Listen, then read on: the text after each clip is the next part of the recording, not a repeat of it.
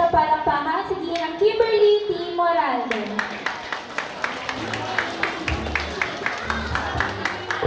Muli, Binibini Kimberly T.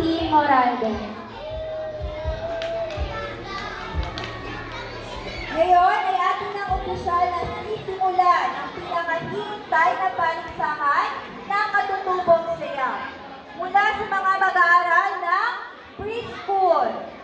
Yan. Ang unang kalahok ay mula sa Kinderlove.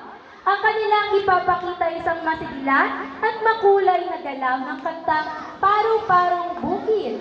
Wow! Isang tanyag na awit bayan mula sa Bulacan. Itinuturing ito bilang isang folk song na nagpapakita ng makulay na larawan ng kalikasan at ang buhay sa bukidin.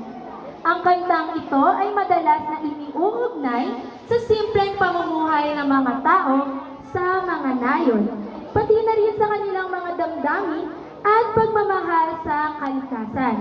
Muli, bigyan natin ng isang malakas na palakpakan